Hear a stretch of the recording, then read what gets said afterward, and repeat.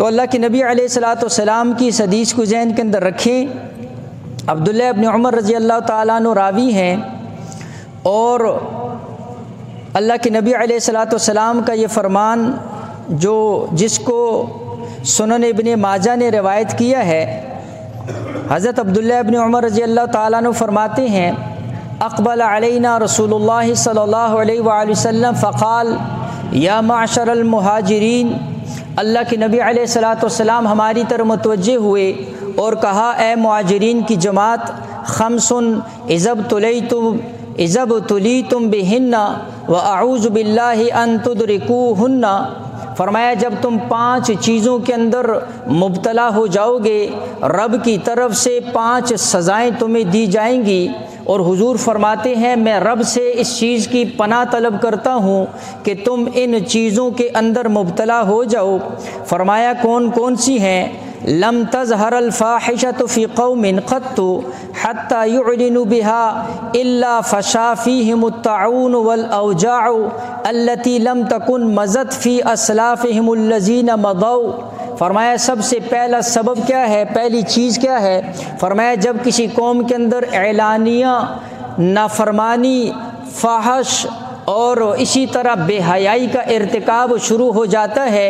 تو اس کے بعد اللہ جل شانہ ان کے اندر طاعون جیسی بیماری پیدا کر دیتا ہے، اللہ اس قوم میں ایسی بیماریاں پیدا کر دیتا ہے جن بیماریوں کا تذکرہ ان کے بڑوں نے کبھی نہیں سنا ہوا تھا۔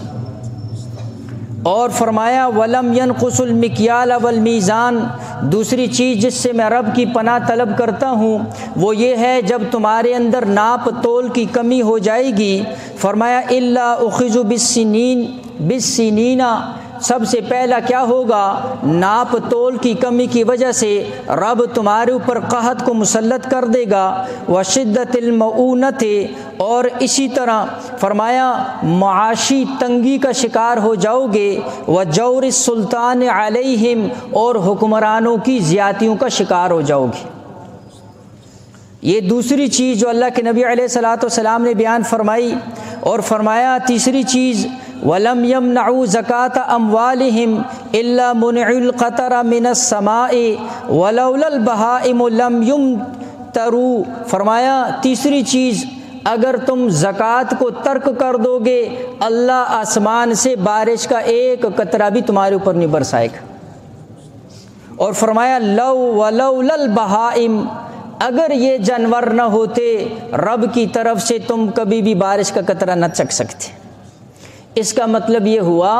کہ جانور اس حالت کے اندر رب کو جانوروں پر ترس آ جاتا ہے لیکن انسانوں کے اوپر ترس نہیں آتا۔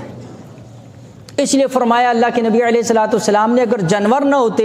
تو آسمان سے بارش کا ایک قطرہ بھی نہ آتا۔ اور چوتھی چیز فرمایا وَلَمْ يَنْقُضُوا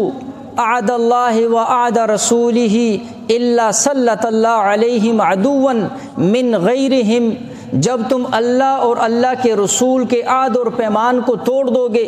اس کا لحاظ نہیں کرو گے جو تم نے اللہ اور اس کے رسول کے ساتھ کیا ہوا ہے، اللہ تمہارے اوپر تمہارے غیر دشمنوں کو مسلط کر دے گا۔ اور فرمایا فَأَخَذُوا بَعْضَ مَا فِي أَيْدِيهِمْ، جو تمہارے ہاتھوں کے اندر ہوگا وہ بھی چھین کر لے جائے گا۔ پانچویں چیز وَمَا لَمْ تَحْكُمْ أَئِمَّتُهُمْ بِكِتَابِ اللَّهِ وَيَتَخَيَّرُوا مِمَّا أَنزَلَ اللَّهُ إِلَّا جَعَلَ اللَّهُ بَأْسَهُمْ بَيْنَهُمْ، فرمایا پانچویں چیز یہ ہے جب تمہارے بڑے، تمہارے حکمران اور تمہارے جو قانون نافذ کرنے والے ہیں، جب یہ اللہ اور اللہ کے رسول کے حکم کے مطابق فیصلے نہیں کریں گے تو پھر کیا ہوگا؟ فرمایا اللہ جل شانہ ان لوگوں کے اندر اور تمہارے اندر پھوٹ اور اختلاف کو ڈال دے گا۔